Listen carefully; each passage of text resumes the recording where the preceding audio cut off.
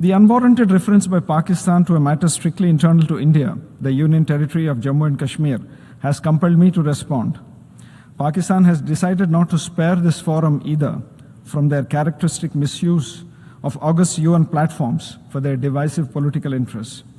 Abuse of its presence on the Security Council by Pakistan, including through the circulation of several misinformed and misleading communications, also testifies to this counterproductive approach. I'd like to remind Pakistan that being a member of the UN Security Council is a huge responsibility. It's not a forum for peddling biased and false narratives. I'd like to make it loud and clear. Jammu and Kashmir was, is, and will always remain an integral and inalienable part of India. Any assertions to the contrary are baseless, devoid of, and inconsistent with historical facts.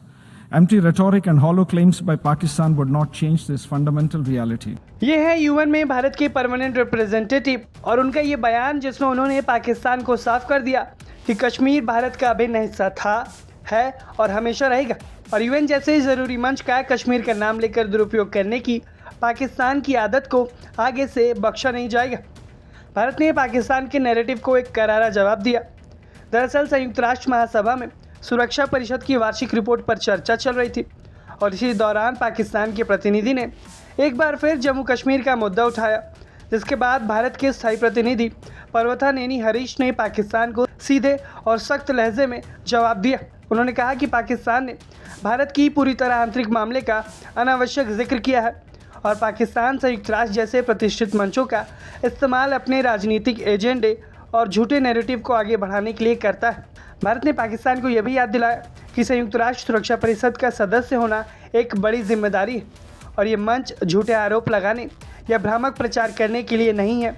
इसके बाद भारत ने सबसे बड़ा और सबसे स्पष्ट संदेश पाकिस्तान को दिया और वह ये कि जम्मू कश्मीर भारत का अभिन्न और अविभाज्य हिस्सा था, है और हमेशा रहेगा।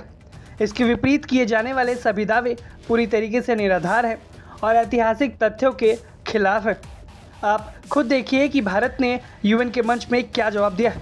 The unwarranted reference by Pakistan to a matter strictly internal to India, the Union Territory of Jammu and Kashmir, has compelled me to respond.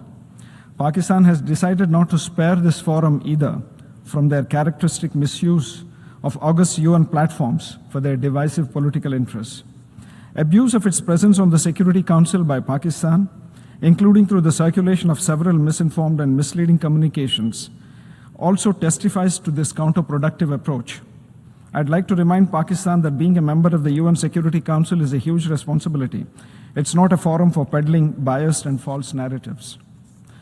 I'd like to make it loud and clear. Jammu and Kashmir was, is, and will always remain an integral and inalienable part of India. Any assertions to the contrary are baseless, devoid of, and inconsistent with historical facts. Empty rhetoric and hollow claims by Pakistan would not change this fundamental reality. Bharat ने साफ कर दिया कि पाकिस्तान चाहे जितनी भी बयानबाजी कर ले, लेकिन ज़मीन पर सच्चाई नहीं बदलने वाली। पाकिस्तान बार बार कश्मीर को लेकर भ्रामक बातें फैलाता है और इसके लिए उसने यूएन के मंच को भी नहीं छोड़ा है।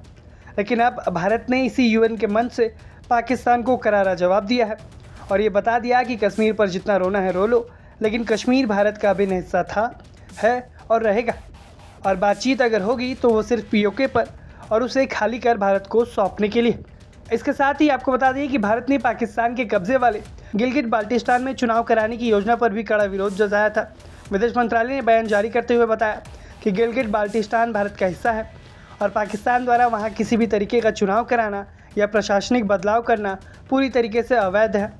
भारत ने एक बार फिर दोहराया कि 1947 में जम्मू कश्मीर का भारत में कानूनी और पूर्ण विलय हुआ था और पाकिस्तान आज भी भारतीय क्षेत्र पर अवैध कब्जा कर बैठा है, जिसे हम पीओके कहते हैं, और उसे पाकिस्तान को छोड़ना होगा। कुल मिलाकर यूएन के मंच से भारत ने कश्मीर को लेकर पाकिस्तान को सीधा और स्पष्ट संदेश दे दिया। आप भारत की ओर से दिए गए संदेश को कैसे देखते हैं, हमें कमेंट बॉक्स में ज़रूर बताएं। ब्यूरो रिपोर्ट, भारत तक।